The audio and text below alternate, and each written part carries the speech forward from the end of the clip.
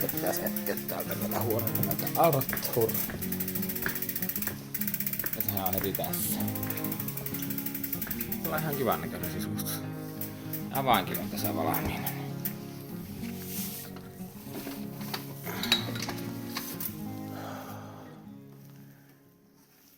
Aukeapa nyt vähän enemmän.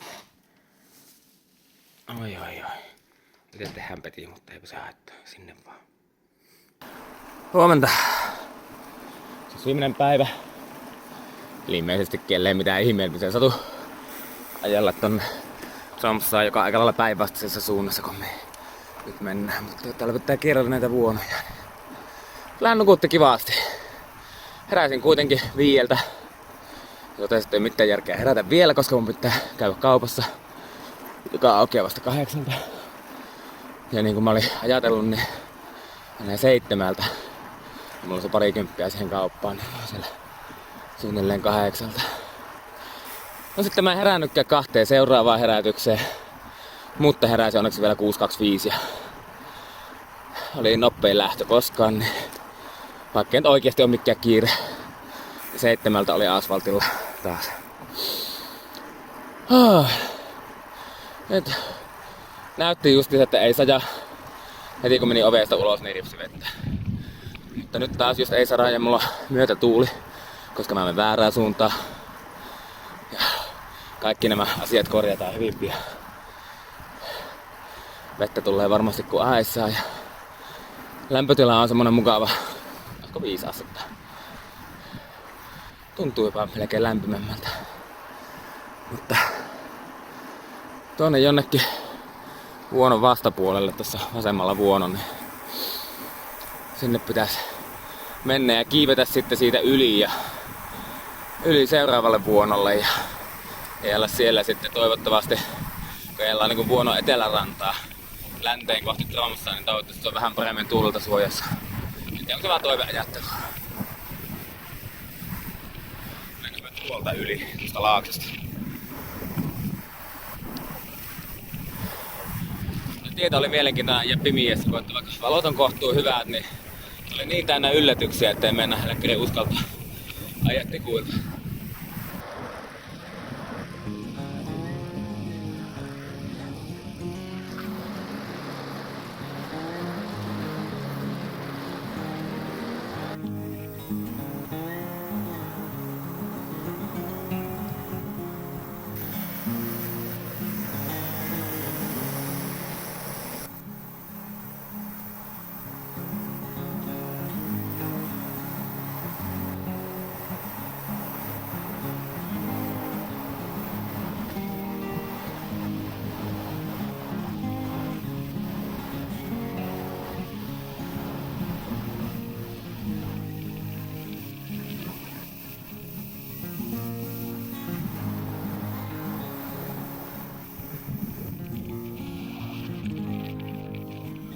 Joo, tuossa vielä sitä miettii sitä eilistä palokusekoilua.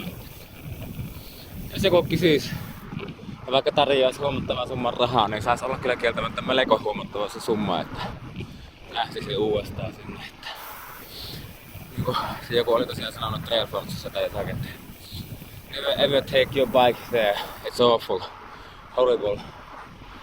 Niin mun mielestä se ei vielä niinku ihan tee niinku täyttä kunniaa sille polulle. Ja ennen kaikkea älä helvetissä mene sinne yksin, edes jalaa. Siis ihan oikeesti kyllähän kokeilun päältä ja siellä nauttii yksiolostakin.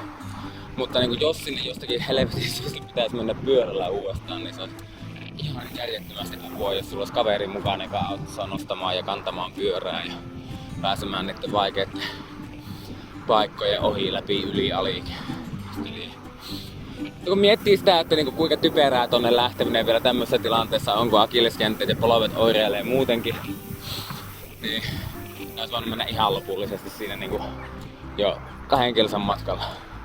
Ja sitä oli kuitenkin sitä joku 25 kilsaa sitä tunkkausta ja oliko mulla keskinopeus 3 kilsaa tunnissa. Vaikka välillä siis pääsi ajamaan. Ja taisi olla jopa pari hetkeä, missä nopeus hetkellisesti yli 20. Mutta niin, Jossakin siinä Norjan rajalla, Norjan rajapyykin kohdalla kattelin, että kun on se 800 metriä, 700 metriä Lappjärvi täällä ja mulla olisi tunti aikaa tavoitteeseen, että pystynkö etenemään 700 metriä tunnissa. Vähän niinku vitsillä. Ei se kyllä kaukana ollut.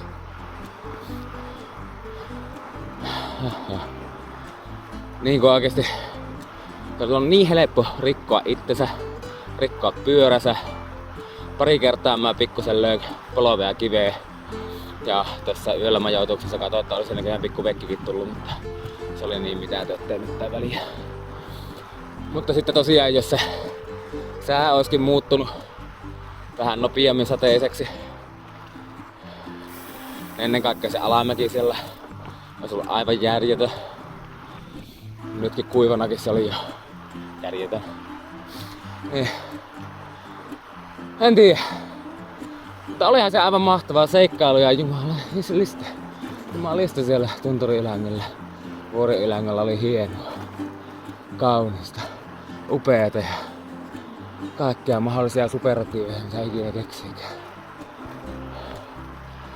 Että sen puoleen kyllä taas niinku yhtä kokemusta rikkaampana ja viisaampana vai tyhmempänä, en tiedä.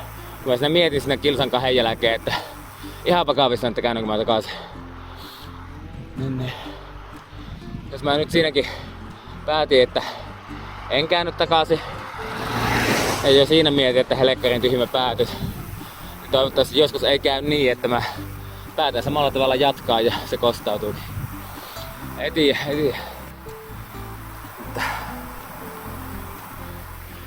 Mulla näyttäisi tulevan tämä myötätuuliosuus loppuun ja sitten seuraavat 75 kilsoakin vastatuulta. Ja näköjään heti lähdetään nousemaan. Nousee. Vuonon reunaa ajetaan, niin ne on helppoja ja tasaisia.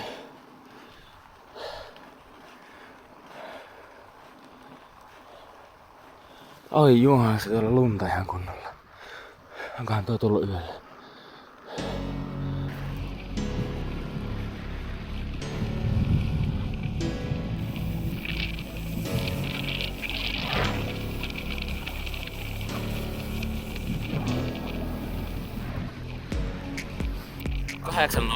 (8:00) ja kauppa.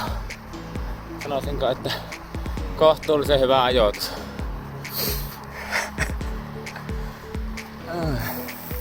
Sitten siitä vähän aamiaista. Tosiaan hyvä ajoitus, kun tuli tähän, niin kassahenkilö tuli tuohon just avaamaan ovet samalla sekunnilla, kun mä tulin tähän. Siinä on aamiainen, yksi lähtee mukaan, mulla lähtee mukaan. Palataan näillä Tromssaa. Toki mulla on vähän muutakin mukana. Ei, aamupalapysäyksessä meni huikaat 9 minuuttia ja sitten lähdetään kohti Tromssaa.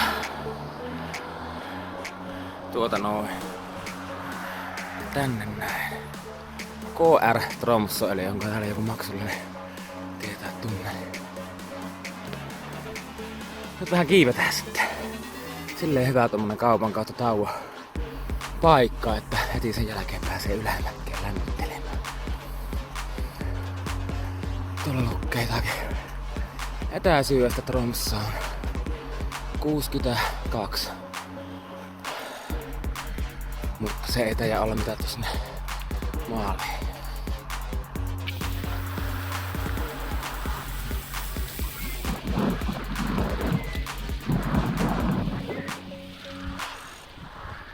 Joo, tuossa kun laskettiin tuolta vuorien välistä satulasta alas tänne tämän seuraavan vuonon rantaan, niin just siinä niin helvetinmoinen sade. Ja sitten niin vauhtia oli mulla siinä yli 60, 66 taisi olla maksimi. Niin. Sekä se sade että se tietenkin mitä renkaista lentää. Ja kasteli nuo kintut, irtolahkeet ihan läpimäriksi ja nyt ne valutti sitten tonne kenkiin. Just niin kuin mä arvelinkin, että tänään tulee vielä käymään. Oikea ratkaisu olisi ollut pistää ne sadehousut siihen pelkään sen alamäen ajaksi. Jättänyt sitten pois. Entä muuten tässä ottaa? No se oli just semmonen niinku Tämä Mäkipää. Oliko se Mäkipää, joka oli just vasta johonkin laittanut, että pitäisi keksiä nimi semmoiselle sateelle, joka kestää 5-10 minuuttia loppuu ja alkaa taas uudestaan ja loppuu ja alkaa taas uudestaan. Paitsi tuossa se oli 2 minuuttia. Tietenkin jos olisi mennyt ylämäkkeen, niin se olisi varmaan ollut 20 minuuttia. Ai voi.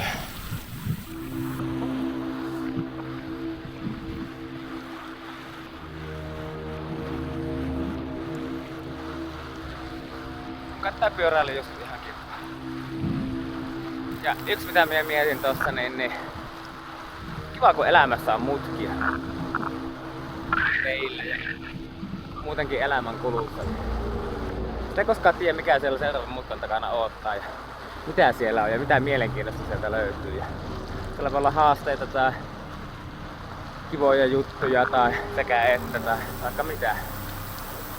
Mutta oikeesti niin jokainen mutka on mahdollisuus. Katsotaan vaikka tätäkin mutkaa tässä. Ei mitään hajua mitä siellä takana on. Se on tommonen hieno talo. Ja säiliörekka. Tää talo on aika hieno.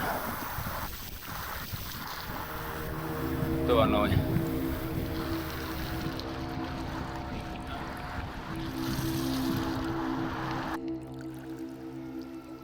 Kattokaas kun on nätti sää Norjassa.